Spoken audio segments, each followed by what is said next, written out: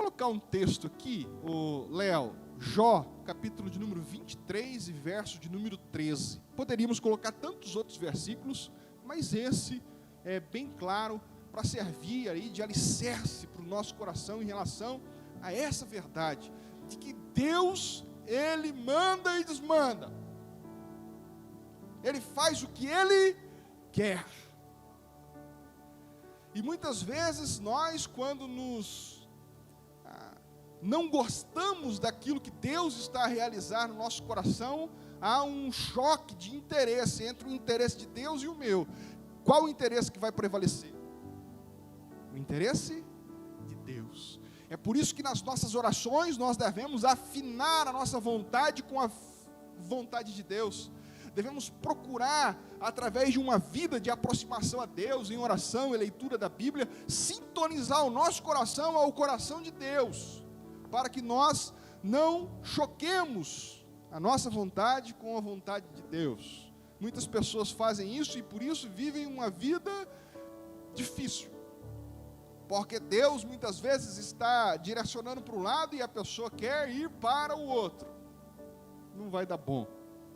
Tem um verbo, a palavra é meio feia, mas eu gosto dessa palavra, quando o apóstolo Paulo, ele persegue o povo de Deus, ali em Atos dos Apóstolos, e o Senhor aparece para ele, e diz assim: Paulo, você está recalcitrando contra o aguilhão. O que é recalcitrando contra o aguilhão? Quem souber, fica em pé, fala, eu dou um prêmio. Não, eu estou brincando, tem gente que sabe. Recalcitrar contra o aguilhão é se jogar em uma ponta. Aguilhão era aqueles materiais, aquelas ferramentas que rasgam a terra, puxado por um animal, aquela ponta. Hoje é puxado por trator, né, irmão Nilton? Aquela ferramenta que rasga o chão, é um aguilhão. O apóstolo Paulo diz que ir contra a vontade, ou melhor, Deus disse para o apóstolo Paulo: Paulo, você está indo contra a vontade de Deus, você está perseguindo o projeto de Deus, você está recalcitrando, você está se jogando contra uma ponta que vai matar você. Não tem como termos êxito quando queremos impor a nossa vontade em detrimento à vontade do Senhor. Então, como fazer, pastor? Declarar que Deus é soberano sobre as nossas vidas, não apenas declarar, mas curvar o nosso coração em relação à vontade dEle, porque a vontade dEle é boa, a vontade do Senhor é a melhor que nós temos, embora não estejamos entendendo naquele momento, mas a vontade do Senhor, ela é melhor para as nossas vidas. Não é aquela coisa de aceitar a realidade difícil, não, mas é aceitar a vontade do Senhor sobre as nossas vidas.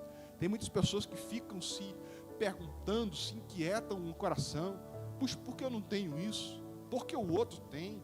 Por que o ímpio tem carrões e o meu carro não é tão bom assim? Por que aquele fulano de tal conseguiu tal emprego e eu não? Por que isso? Por que aquilo? Por que aquilo outro? Eu queria vos trazer essa mensagem, irmãos. Aquieta o seu coração naquilo que Deus tem colocado para você, porque Ele há de fazer coisas grandes na sua vida. Mas acalma o seu coração, Ele é Deus. Você conseguiu colocar o texto aqui, Léo? Mas, se Ele resolveu alguma coisa, quem é que pode dissuadir? Falando a respeito de Deus, o que Ele deseja, isso Ele fará. Quando os amigos de Jó chegam para Jó e falam um monte de coisa para ele, ele diz assim: Deus resolveu fazer alguma coisa, quem que pode dissuadir a Deus? Ele quis assim, e assim será. Deus vai impor a sua vontade. Muitas vezes hoje, na teologia moderna que nós vivemos hoje, está ensinando que Deus é alguém assim muito sensível, muito fraco, um Deus romântico, um velhinho com a pele flácida, com um abraço gostoso, um Deus bonzinho. Irmão, não, Deus é poderoso. A Bíblia diz que Ele está sentado no mais alto e sublime trono. Ele manda e desmanda. Ele está, o trono dele está sobre todos os tronos. Ele é o Deus do universo. A Bíblia diz que quando Ele fala, a sua voz é como o trovão. Irmãos, Deus é poderoso, Ele faz, Ele impõe. E nós precisamos entender isso. Deus que se relaciona, eu acho que talvez por conta das músicas evangélicas que romantizou muito Deus. Deus é bom, Deus é maravilhoso, Deus. E aí ficou a ideia de um Deus assim, romântico. Deus é o Deus da guerra. Deus é o Deus que impõe a força à sua vontade. É isso que a Bíblia nos diz. Ele é o Jeová Jiré, é o Deus que guerreia, é o Deus que faz. Ele faz o que Ele quer, Ele põe, Ele tira, Ele mata, Ele faz viver, Ele faz o que Ele quiser. Ele é Deus. O problema é quando nós queremos fazer aquilo que Ele é. Aí é um erro, porque aí nós queremos tomar o lugar de Deus. Agora Ele não. Ele faz o que lhe apraz. Ele decreta. A palavra, tem uma pregação bíblica que eu acho que eu já preguei aqui, os decretos de Deus. A palavra do hebraico é decreto, como um imperador, ele faz as coisas acontecer. Eu queria dizer para você que Deus, Ele determinou, Ele impôs, Ele deu um decreto para que você pudesse estar aqui hoje, nessa noite. Não fosse assim, você não estaria aqui. Não fosse a vontade de Deus, diz a palavra do Senhor, que nem mesmo uma folha da árvore desgrudaria do seu tronco. Deus, Ele faz todas as coisas. Ele permite todas as coisas.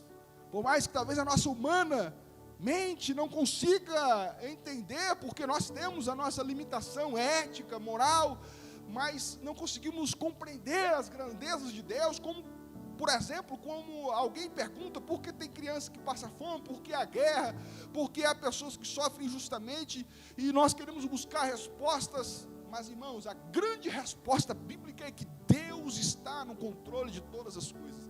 Ele determina ao seu tempo, ao seu querer, e ninguém consegue dissuadir o Senhor, porque o que Ele deseja, isso Ele fará. O que Ele deseja da sua vida, Ele tem feito até agora e continuará fazendo. Deus nos colocou para viver aqui em Quatá, nos deu a realidade que temos, nos colocou dentro da família que temos, e o nosso coração deve estar voltado a Ele, em gratidão e louvor ao Senhor, por tudo aquilo que Ele é, por tudo aquilo que tem feito, e queremos a graça dEle sobre as nossas vidas, a fim de que sejamos bênção, dentro do contexto em que Deus nos colocou. Eu sou e estou exatamente onde o Senhor queria que eu estivesse, e exatamente aquilo que eu fosse hoje, porque eu estou nas mãos de Deus. Queria que colocasse em Romanos capítulo 9, verso 20, Léo, por favor. Mas muitas vezes, em detrimento das situações e das dificuldades da vida, sempre nasce no nosso coração algumas coisas, algumas inquietações, que às vezes nós queremos meio que não diretamente, mas dizer que Deus está equivocado em relação à nossa vida.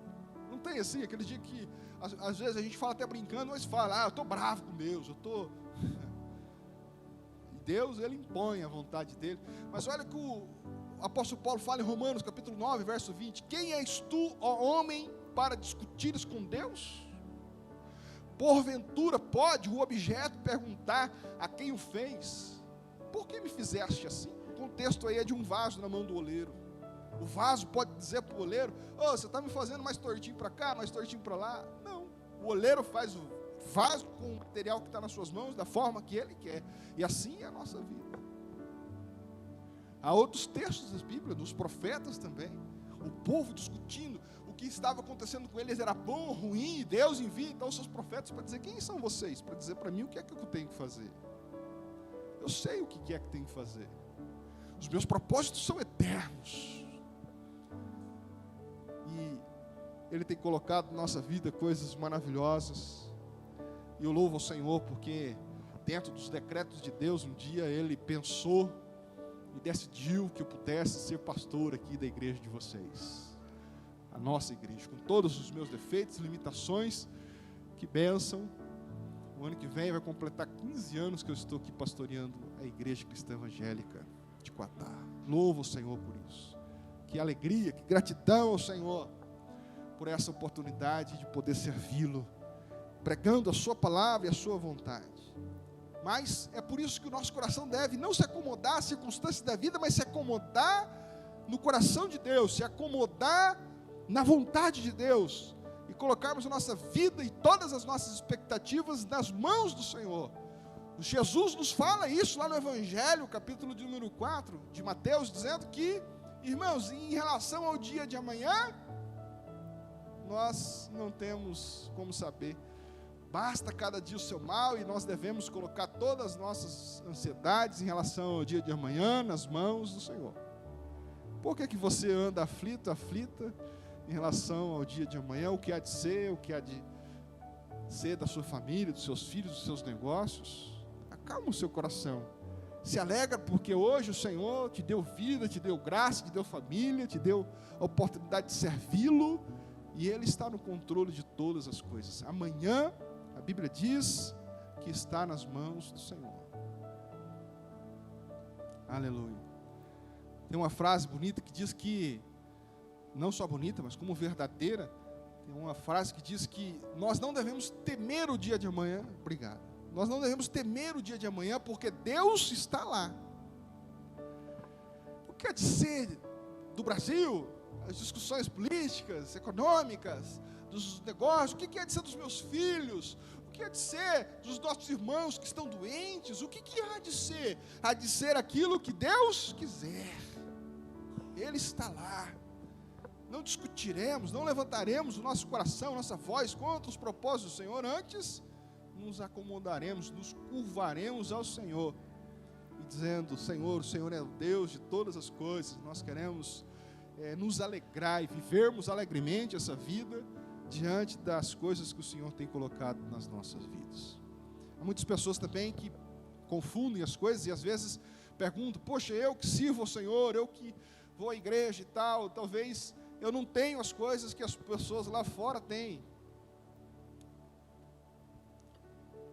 Tem uma coisa que nós aprendemos quando olhamos para as Sagradas Escrituras, que se chama graça comum. Repita assim comigo para você não esquecer: graça comum.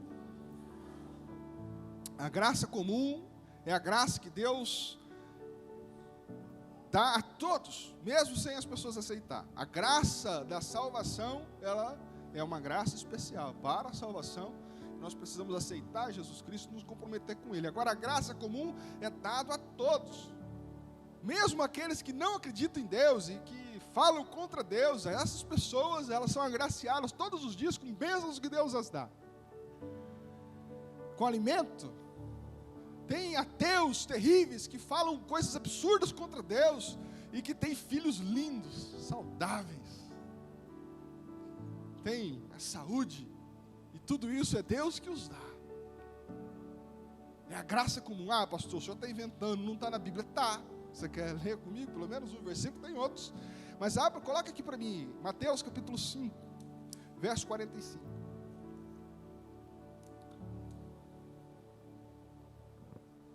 Mateus capítulo 5, verso 45, diz assim: para que vos torneis filhos do vosso Pai Celeste, porque Ele faz nascer o sol sobre maus e bons, e vir chuvas sobre justos e injustos. Isso aqui é uma forma poética, né, dentro do palavreado poético judaico, para dizer que Deus, Ele faz nascer o sol sobre todos. A bênção de Deus em relação à prosperidade humana está sobre todos.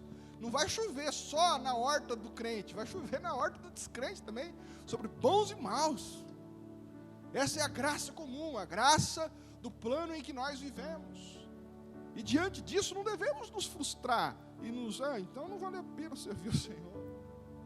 Então eu vou vir mais para a igreja, não, é tudo igual. Não, meu irmão, você tem tantos presentes de Deus, tantas coisas. Agora aproveite essa verdade esclarecedora e corra atrás, porque o mesmo Deus que abençoou aqueles lá de fora é o mesmo Deus que está disposto a abençoar você. Não é? Eu sou crente, vou ficar dormindo na rede, Deus vai abençoar a minha horta, aleluia. Enquanto o ímpio está lá, levantando 5 horas da manhã, lutando, investindo, correndo risco, tal, aí prospera, aí você fica bicudo. Faça a mesma coisa. Se prepare, estude, trabalhe, se arrisque, tenha disposição em usufruir dessa graça que também está sobre a sua vida, está sobre a vida da igreja, está sobre a vida de todos nós. Então essa é a graça comum.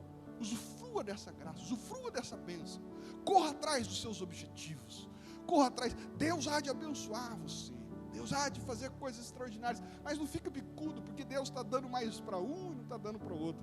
Tem um ditado que diz, como que é, que a gente só vê as coisas boas das pessoas, mas não vê as dificuldades delas, né? É a mesma coisa que filhos. Tem gente que fala assim, ai, se os meus filhos fossem igual lá, aqueles meninos. Normalmente isso acontece, dá até conflito familiar, porque os pais tendem a elogiar os sobrinhos, né? Aí os filhos ficam chateados. Menino, se você fosse igual o Pedrinho, seu primo. E é interessante que se você vai lá na casa do Pedrinho, o pai dele está dizendo a mesma coisa. Você faz essas coisas tudo, mas se você fosse bonzinho igual o Juninho. E um fica comparando com o outro, não há comparação. Cada um de nós somos únicos, especiais. Deus não nos fez por produção, Deus nos fez por graça. Nós somos um artesanato nas mãos de Deus. Nós somos uma obra-prima. O apóstolo Paulo fala em Filipenses, que nós somos uma obra-prima nas mãos de Deus, das mãos de Deus. Deus nos fez especiais, e cada um de nós somos maravilhosos, nós somos muito especiais dentro das características que nós temos. Não há de se comparar, não há de comparar nossa vida, o nosso salário, nossa família com ninguém. Aquilo que Deus nos deu é bênção, e nós queremos que Ele, abençoando debaixo da graça, da proteção dEle, Ele há de fazer coisas extraordinárias através da nossa vida, das características que temos, para a glória e o louvor da sua pessoa e para a felicidade e alegria dos nossos corações. Então, meu irmão, fique em paz. Não fica se comparando seus filhos, comparando a sua casa, comparando com ninguém, não. A bênção do Senhor que está lá, está também sobre a sua vida. Usufrua dessa bênção e prospere e seja feliz. Deus vai abençoar você em nome de Jesus. Aleluia.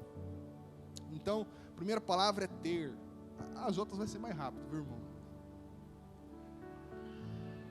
Em relação a esse ter, fizemos essas considerações. O Senhor, Ele tem bênçãos para nos dar, tanto que Jesus diz, olha, procurai primeiro o meu reino e minha justiça, e as demais coisas eu vou acrescentar para vocês. O Senhor nos dá, e às vezes a gente coloca isso em primeiro lugar, e Deus está dizendo assim, não é por aí. Busque o meu reino, a minha justiça. Essas coisinhas que você está colocando como se fosse a prioridade da sua vida, para mim é lambuja. Demais coisas, isso aí eu dou até para os ímpios. Jesus fala, até os passarinhos não passam fome porque eu dou para eles, eu não vou dar para vocês. Às vezes eu não dou porque vocês são teimosos, vocês não querem ir para o caminho certo. Se eu der alguma coisa, vocês vão se perder. Mas se vocês se alinhar, buscar a minha justiça, o meu reino, eu dou riqueza, dou bênção. É igual criança, né? Se a gente der algumas coisas para algumas crianças que elas pedem, elas vão se machucar com aquilo. E às vezes Deus não nos dá mais porque Ele percebe que nós vamos nos machucar, né? Se Ele nos der uma condição a mais, a primeira coisa que a gente faz é deixar de ir na igreja. Bom, se Deus abençoar vocês, não deixam de vir na igreja, não. E paga o dízimo também, viu? Para Deus abençoar vocês. Quando o nosso coração está alinhado às coisas do Senhor, o Senhor nos dá. Ele é o dono de todas as coisas. E nós precisamos saber disso. As portas, quem abre é Ele. Quem faz é Ele. Quem determina é Ele. O grande emprego, o grande momento, o grande lance da sua vida que está por acontecer, está nas mãos dEle. Não adianta você chorar, gritar, espernear, procurar aqui, procurar lá, torcer para isso, torcer para aquilo, fazer, né, o curso com o coach e tal. Não adianta, meu irmão. Está nas mãos do Senhor. Quando Ele quer fazer, Ele faz. E pronto, acabou. Então é por isso que nosso coração deve estar alinhado ao Senhor. E todas essas demais coisas do ter, Ele vai acrescentar na nossa vida. A segunda palavra é fazer. Às vezes também nós somos instados a fazer coisas, até para Deus, e a motivação às vezes é boa, mas às vezes nós ainda não estamos alinhados totalmente à palavra do Senhor. Hoje de manhã eu fiz algumas considerações em relação a isso, está lá na internet. Fazer. Nós fomos, as igrejas, né, evangélicas na década de 90, foi instada a fazer, trabalhar para o Senhor, alcançar almas para Jesus. E muitas pessoas, às vezes, até deixaram os seus afazeres de casa, de cuidar dos seus filhos, cuidar do seu esposo, para poder estar na igreja, fazendo coisas para Deus, para o ministério, evangelizar aqui, fazer missões, e destruíram, às vezes, parte das suas famílias por essa coisa de fazer. E hoje o mundo nos insta a isso, né? Não apenas das coisas religiosas e das nossas práticas cristãs, mas em tudo é fazer. E a Bíblia nos diz que, irmãos, se Deus não edificar a casa, em vão vigia a sentinela. Você pode trabalhar 15 horas por dia, se Deus não abençoar você, se você não estiver debaixo do alinhamento, da bênção do Senhor, não haverá prosperidade sobre a sua casa e sobre a sua família. Em relação à nossa vida cristã, o que Deus quer, a Bíblia é clara, não é sacrifícios, mas é um coração contrito e quebrantado nele. O Senhor quer que nós estejamos na presença dele. Coloca o texto, o Salmo 51, verso 17, por favor, Léo. Olha o que esse texto nos diz. Sacrifícios agradáveis a Deus. Você quer fazer um sacrifício a Deus? O que esse sacrifício é? São o espírito quebrantado, coração compungido e contrito, o Senhor não desprezará, né? E às vezes a gente quer sacrificar o Senhor em fazer, e o Senhor quer que o nosso coração esteja na presença dEle, esteja deleitando nele, em Deus. E eu aqui não estou desmotivando a gente fazer as coisas, mas para o Senhor, mas apenas direcionando que às vezes a gente se cansa. Tem muitas pessoas cansadas de tanto fazer, e às vezes fala, puxa, eu faço tanto. Tem quem não faz nada, ou faz pouco, e está deleitando do Senhor, e eu que faço muito, não estou. Mas é porque o segredo da vida não está só no fazer, está em fazer corretamente, na presença do Senhor. Eu digo que a velocidade que você faz as coisas não é tão importante quanto a direção. Se alguém dizer para você, olha, você precisa ir ali para o hospital, e você sai correndo para cá, a cada passo que você dá correndo, você está mais longe do seu destino. Então, se você agora for para cá devagarzinho, sem correr, devagarzinho, mas indo para cá, cada passo que você dá, você está mais perto do propósito de Deus, do destino de Deus para a sua vida. Então, e às vezes a gente quer fazer, e será que você está fazendo alinhado com a vontade de Deus? Será que é isso mesmo? Então, o nosso coração deve estar no Senhor, o coração contrito e quebrantado, não é um coração em Deus, Deus não desprezará. O coração contrito significa aquele coração voltado a Deus, que escuta Jesus, que escuta a voz do Senhor, que obedece os mandamentos, o alinhamento de Deus. Você tem parado para ouvir o Senhor falar com você? Às vezes a gente fala, você tem orado, irmão? Tenho orado. O que é orar? Sabe o que é oração? Oração é uma conversa. Fala aqui e escuta lá, né? Não é um monólogo, é um diálogo com Deus. E às vezes a gente só pede para Deus, pede. E quando Deus quer, pera, vou dar uma direção para você agora. Obrigado, Jesus. Já vou sair para trabalhar. Não ouve o Senhor, não escuta Deus. Deus, está vendo? É dificuldade com meus filhos aqui, dificuldade ali.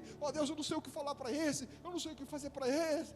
Deus, está aqui os problemas, está tudo aqui. Em nome de Jesus, aí Deus vai dizer, não, porque eu vou dar uma direção para você agora. Amém. Vou embora. Ouça o Senhor. O Senhor procura homens e mulheres que estão dispostos a ouvir a voz dEle. Ouvir a palavra dEle, ter uma vida íntima com Deus. Não é sacrifício. Coloca um outro texto, Mateus 12, 7.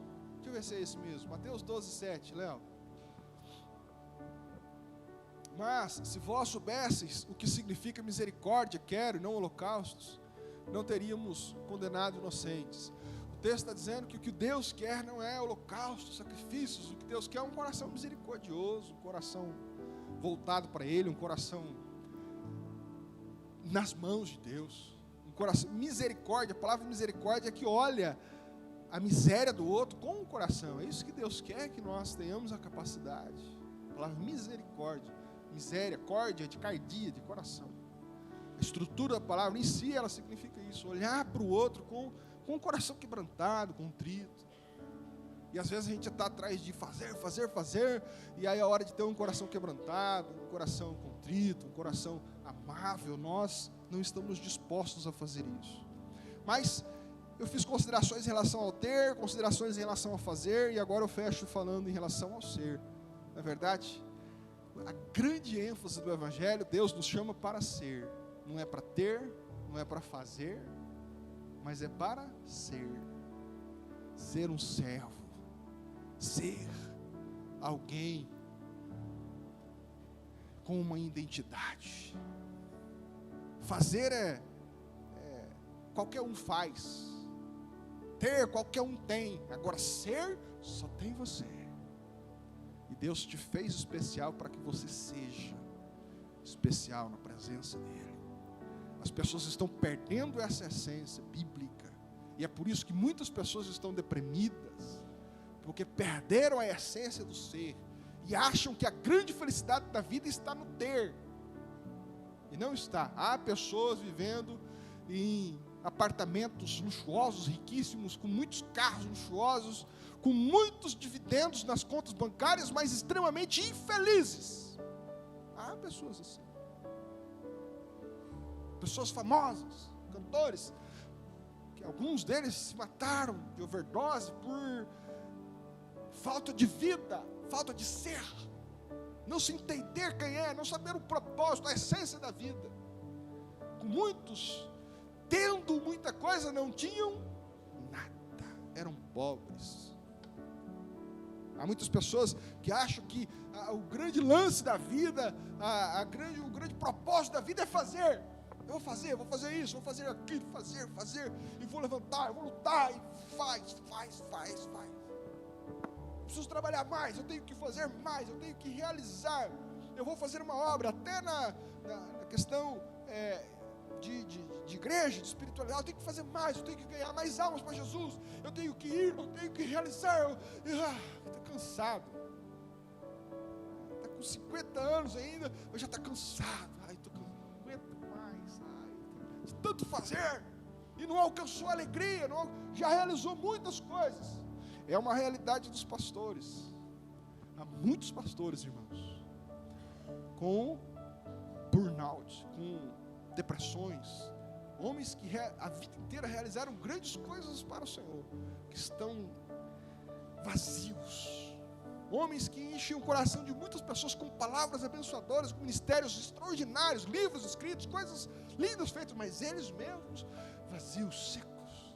Porque talvez em algum momento do ministério acharam que o segredo estava no fazer, vou evangelizar, vou cuidar dos órfãos, dos necessitados, dos velhinhos, vou fazer orfanato, vou fazer asilo de velhos, eu vou realizar, vou mandar a gente para a África, para a Oceania, eu vou fazer.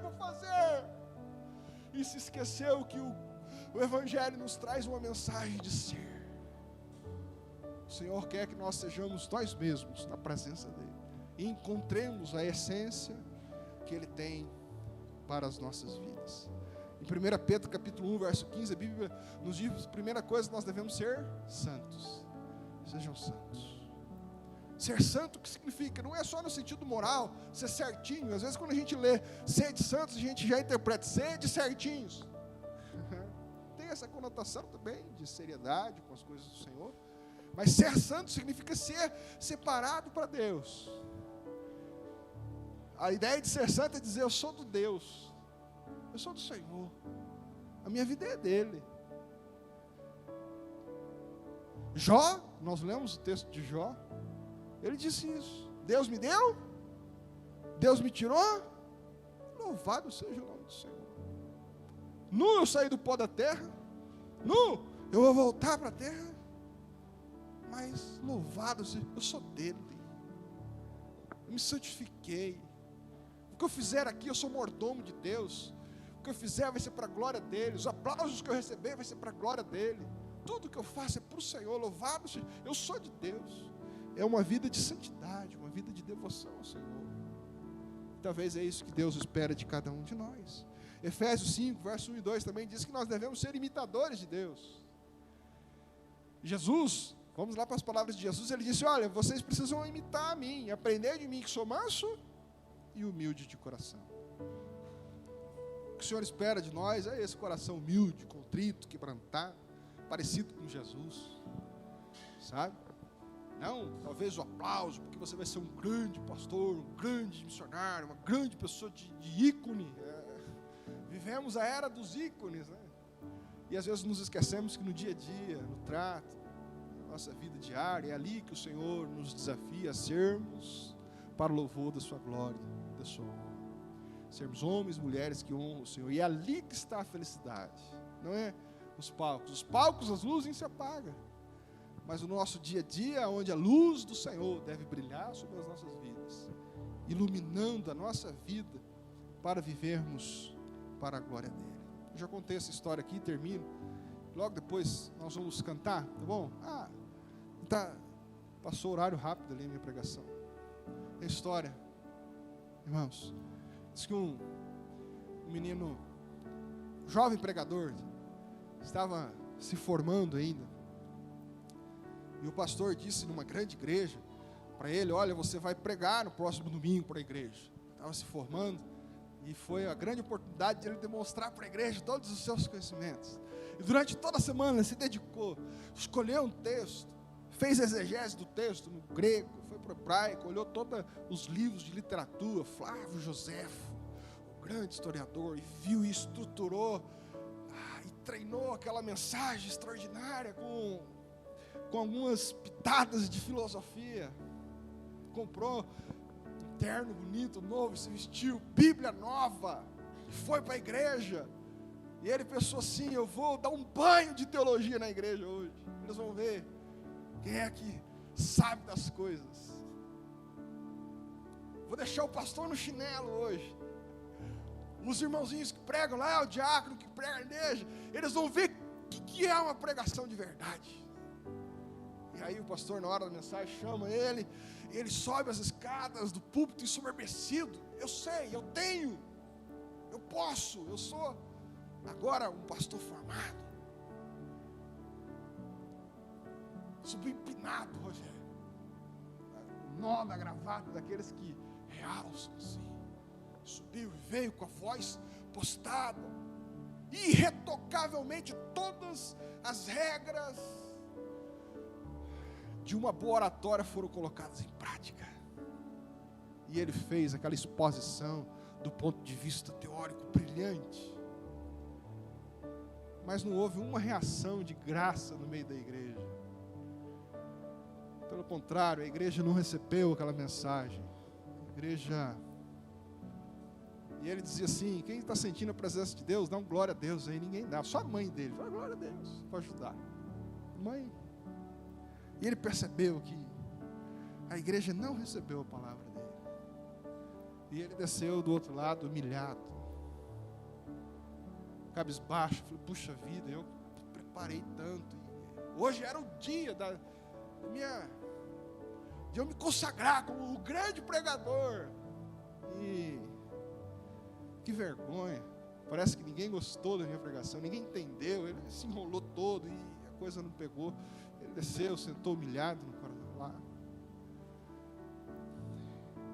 E durante a semana teve um outro culto e o pastor chamou um diácono da igreja, um homem simples, o senhor, com a roupa não muito nova, muito boa, mas limpinho, bonitinho, passadinho, mas ele subiu lá, aquele homem que o português dele não era rebuscado como o do jovem pastor. Ele não sabia pregar direito, ele não sabia fazer um sermão todo distribuído, primeiro, segundo, terceiro tópico, introdução, transição. Ele não sabia fazer nada disso. Mas ele subiu lá na igreja e esse jovem estava lá, a igreja cheia também, e esse irmão tão simples começou a falar: irmãos, eu não sei pregar não, mas eu vim aqui falar para vocês que Jesus é bom, que Jesus está cuidando de vocês. Eu queria ler o Salmo 23. Ele abriu o Salmo 23 e começou a ler: o Senhor é meu pastor e nada me faltará. Ele me faz deitar em verdes pastos, guia-me mansamente às águas tranquilas por amor do seu nome. O Senhor refrigera a minha alma.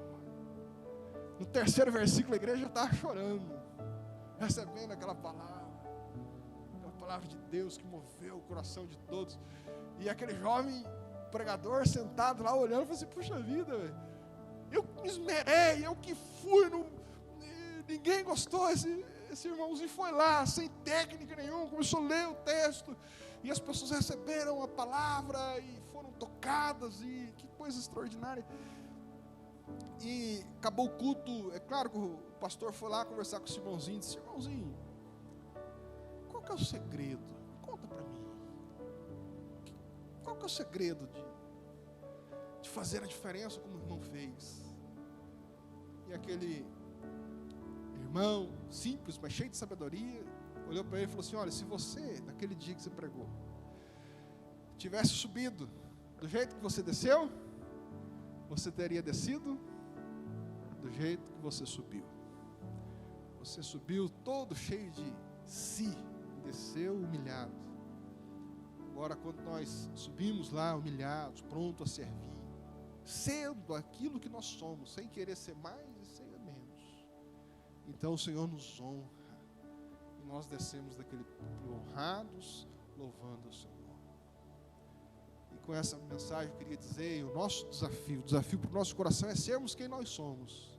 Não precisamos ser mais, não precisamos ser menos. Dentro da característica que cada um de nós temos, nós podemos servir a Deus de forma extraordinária, podemos ter uma vida feliz com os nossos filhos de forma extraordinária. Se der para comer picanha, louvado seja o nome do Senhor. Chama o pastor Uma um dia desse. Se não der, vai no Cabo de Rei mesmo, meu irmão. Mas na presença do Senhor, com um coração alegre, até com o Cabo de Rei, a sua casa vai parecer um castelo. Vai ser o lugar mais extraordinário da face da terra para estar. Porque você entendeu quem você é, você entendeu o que o mais importante é você ser na presença de Deus, aquilo que Deus quer que você seja, e aí você vai estar preparado para receber grandes coisas da parte do Senhor, porque o Senhor nos diz assim, fecha essa palavra dizendo: ser fiel no pouco, e sobre muito te colocarei. Se coloque em pé, eu quero orar por você. Senhor, obrigado.